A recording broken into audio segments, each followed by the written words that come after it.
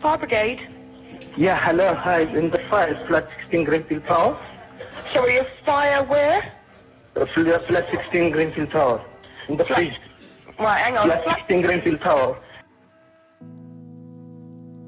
It is the 27th of January 1925, and an old retired Field Marshal takes his last breath. Throughout his career, death and destruction was a necessary evil. Spanning nearly 50 years, he has achieved many accolades. With many battles under his belt and the high rank of Field Marshal, it is often customary for the person's legacy to extend beyond their family and be recognised in the naming of roads and buildings. You see, the person we're talking about is only linked to this week's video in name, but the name would become a byword for neglect, tragedy, and the ever-looming spectre of brutalist high-rise apartment blocks that litter British cities. That man's name was Field Marshal Francis Wallace Grenfell.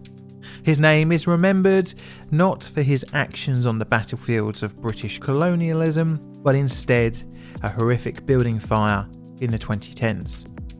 Welcome to Plainly Difficult. My name is John, and today we're looking at the Grenfell Tower disaster.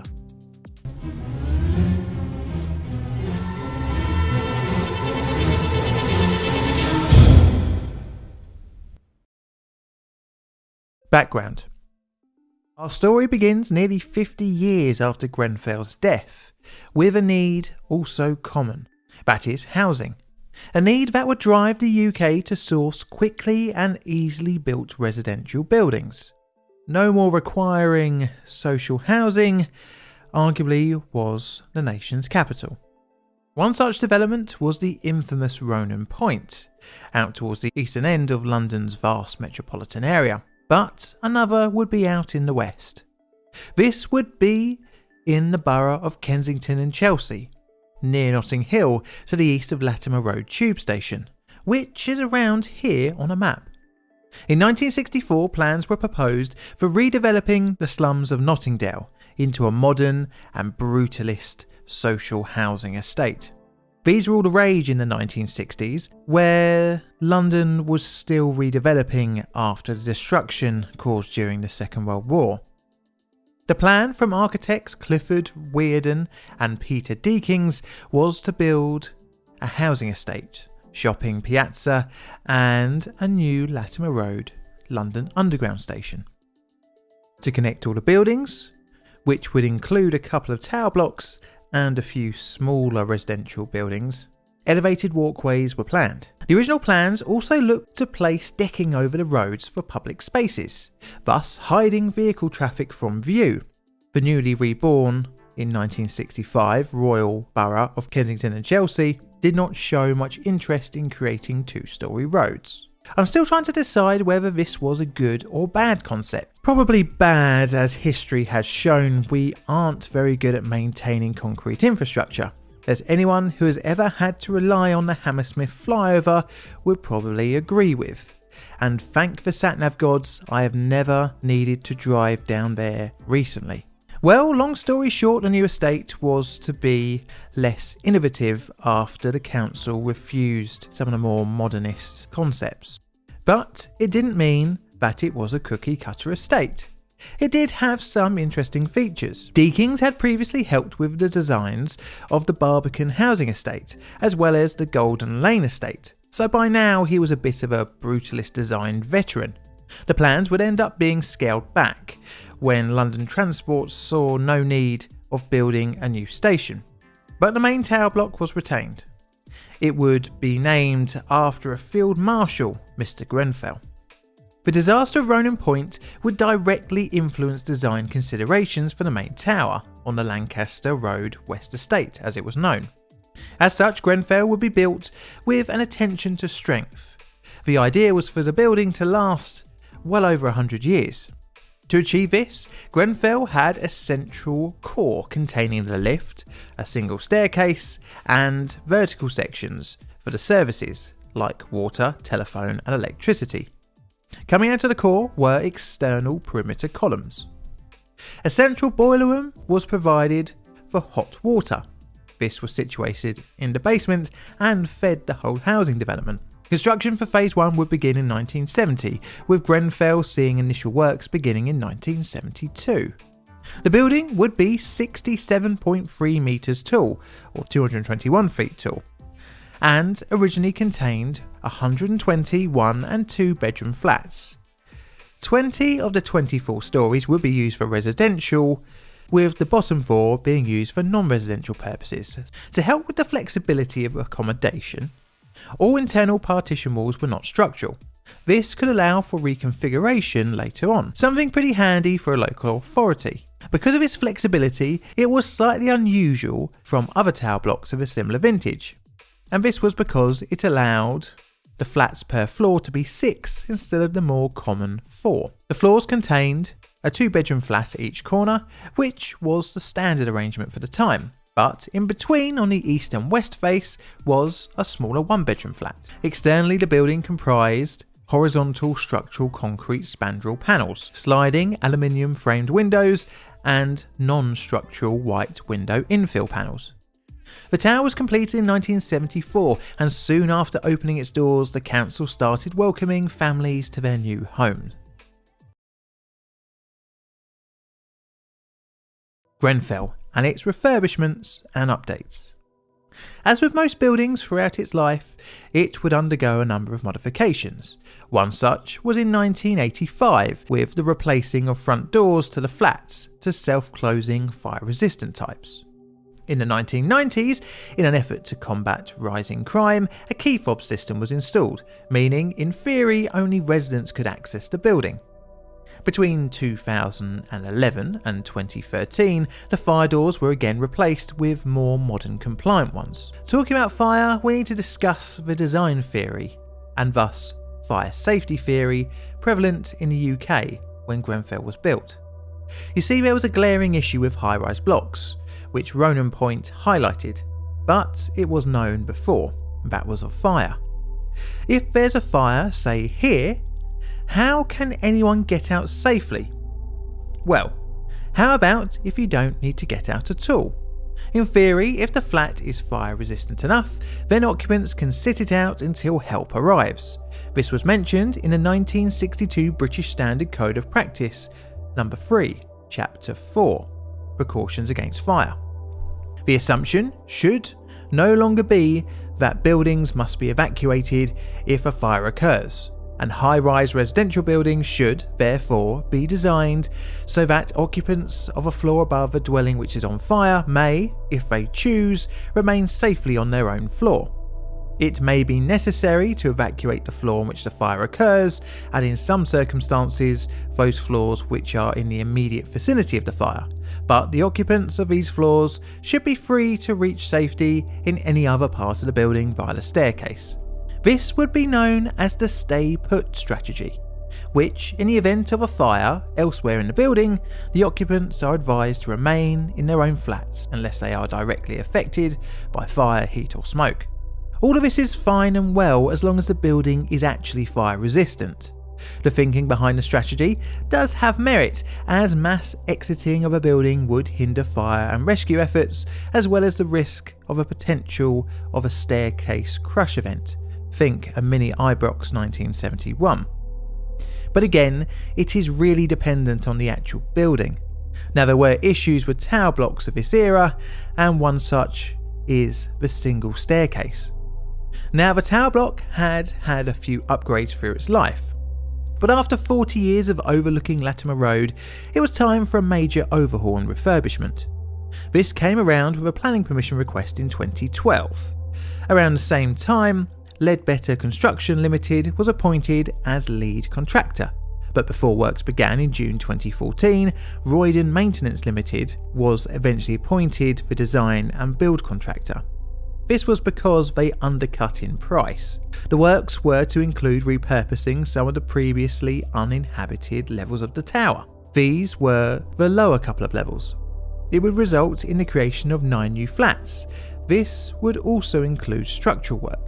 In addition to this, a newer, more efficient heating and smoke extraction system were to be employed, as well as renewed services piping and upgrades to the tower's lifts. But the main thing, at least to any passers-by that would see the whole building, was that it was to be reclad, receive new windows, and generally receive a more modern, fresher external appearance. Essentially, the tower was to get an entirely new external wall attached to the original concrete facade. This would in theory add to building insulation, thus improving efficiency.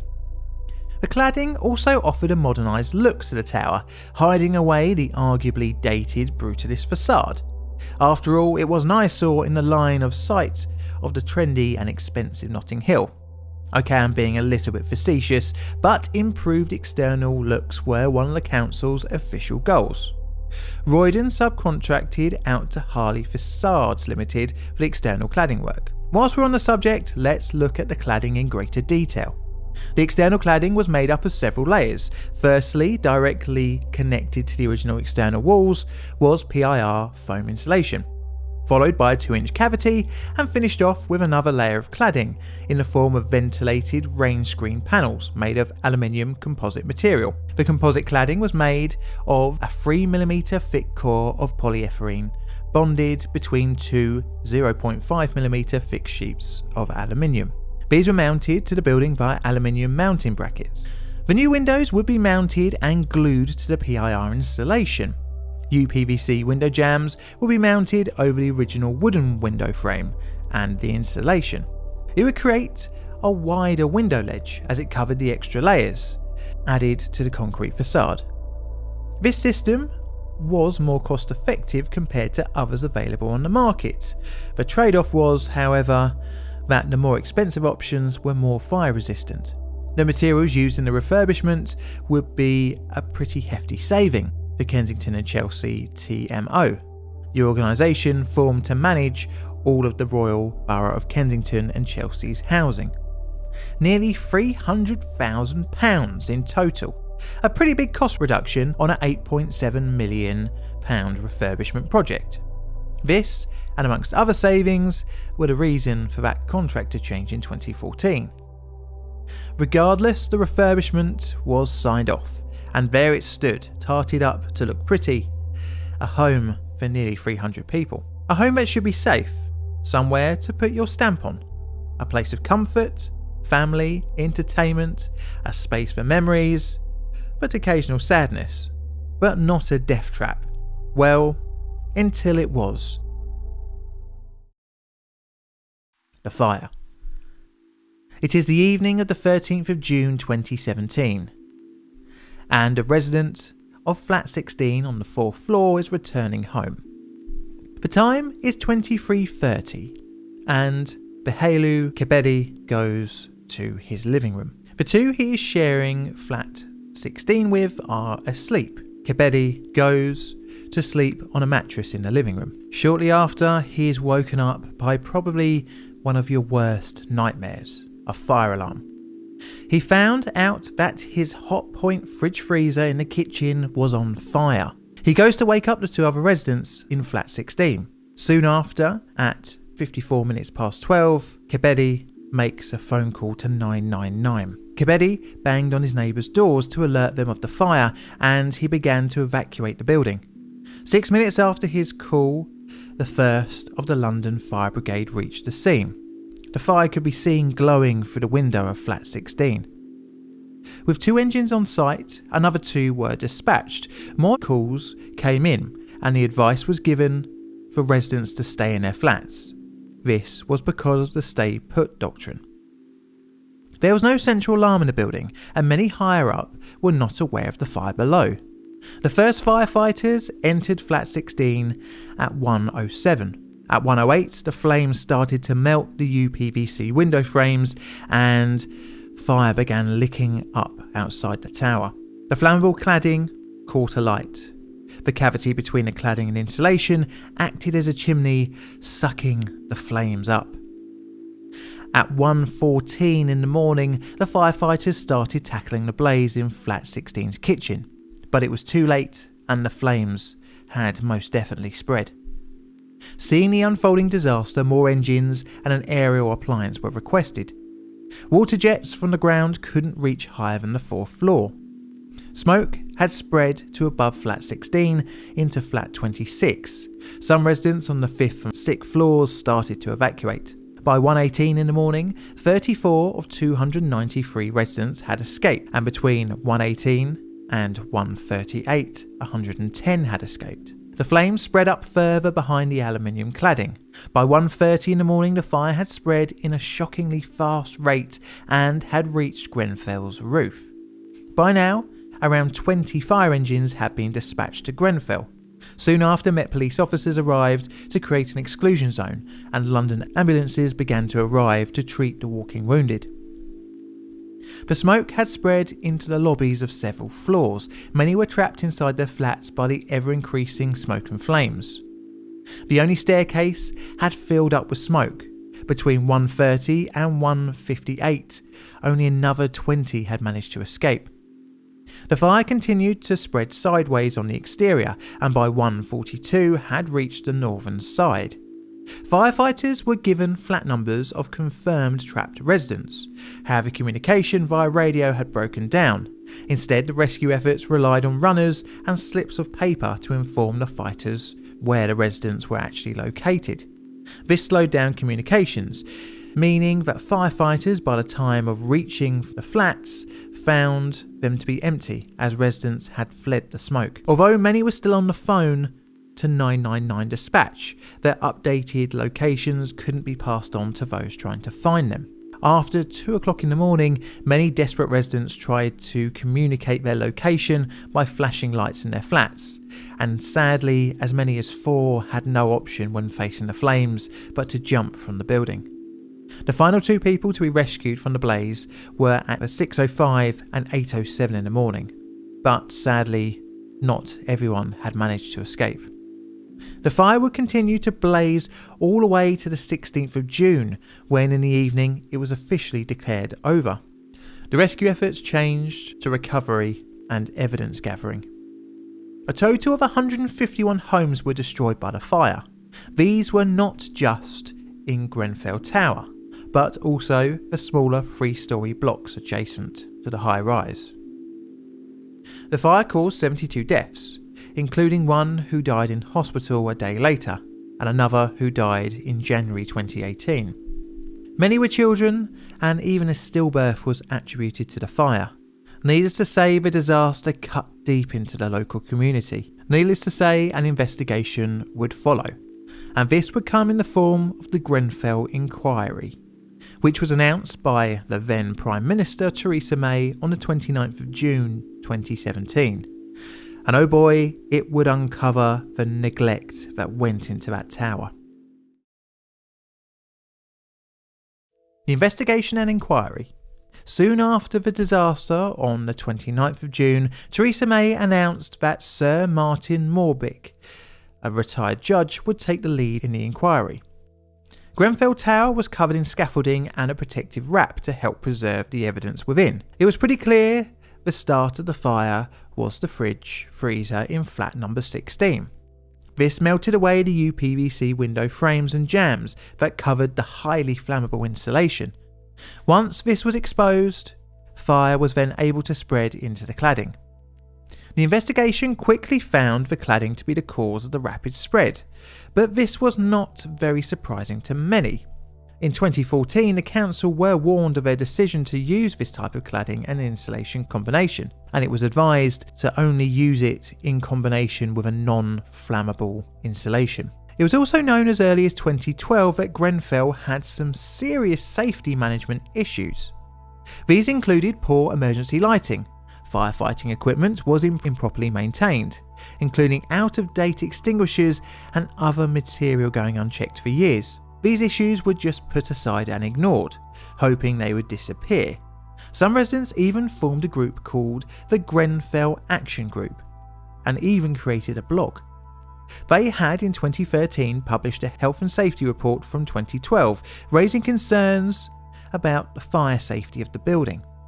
The group also pointed out the lack of appropriate escape routes, and that the hallways were allowed to fill with rubbish, blocking off the paths of escape that did exist. In an ever-classy move, in 2013 the council threatened the bloggers with legal action, saying that their posts amounted to defamation and harassment. Even more tragically, two of the blog writers, Hadi.m.lahlouh and Hadi.m.lahlouh, would be amongst those who lost their lives in the fire. Now, all of these concerns were apparent in Grenfell way before the refurbishment.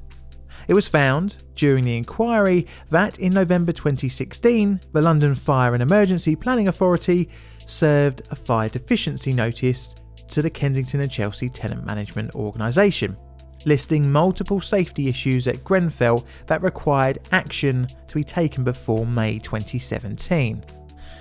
And unsurprisingly, many of these were still not fixed in June.